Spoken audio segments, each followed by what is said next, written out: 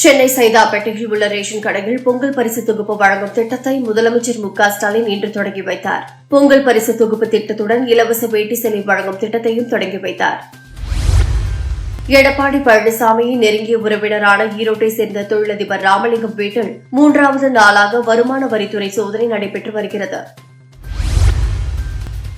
திருப்பதி கோவிலில் ஏற்பட்ட கூட்ட நெரிசலில் சிக்கி தமிழ்நாட்டை சேர்ந்த பக்தர்கள் உள்பட அப்பாவி மக்கள் உயிரிழந்த சம்பவம் வேதனை அளிக்கிறது. இந்த எதிர்பாராத துயர சம்பவத்தில் தங்கள் உறவுகளை இழந்த குடும்பங்களுக்கு முதலமைச்சர் மு.க.ஸ்டாலின் ஆழ்ந்த இரங்கல் தெரிவித்துள்ளார். டெல்லியில் உள்ள பல பள்ளிகளுக்கு வெடிகுண்டு மிரட்டல் விடுக்கும் மின்னஞ்சல்கள் வந்ததாக போலீசார் தெரிவித்தனர். மேலும் பள்ளி வளாகத்தில் ஏராளமான வெடிபொருட்கள் வைக்கப்பட்டிருப்பதாக மின்னஞ்சல்களில் தெரிவிக்கப்பட்டு இருந்ததாகவும் இதுகுறித்து விசாரிக்கப்படுவதாகவும் அதிகாரிகள் தெரிவித்தனர்.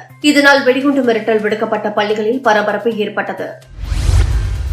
இரு விண்கலன்களை விண்வெளியில் ஒருங்கிணைப்பதில் சிக்கல் ஏற்பட்டுள்ளதாக இஸ்ரோ தெரிவித்துள்ளது. தொழில்நுட்ப கோளாறு காரணமாக இந்த நிகழ்வு ஒத்திவைக்கப்படுவதாக இஸ்ரோ தெரிவித்துள்ளது.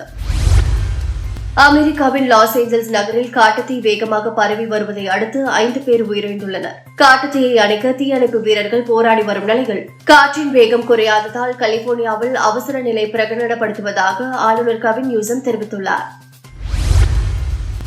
உக்ரைன் நாட்டின் ஜெபோரிஜியாவில் ரஷ்யா நடத்திய ஏவுகணை தாக்குதலில் கிட்டத்தட்ட 13 பேர் உயிரிழந்தனர். மேலும் 30க்கும் மேற்பட்டோர் படுகாயமடைந்தனர்.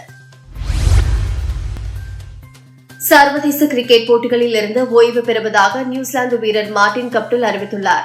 2019ஆம் ஆண்டு நடைபெற்ற ODI உலகக்கோப்பை தொடரின் அரையிறுதிப் போட்டியில் தோனியை ரன் அவுட் செய்து நியூசிலாந்து அணியின் வெற்றிக்கு வித்திட்டவர் என்பது குறிப்பிடத்தக்கது.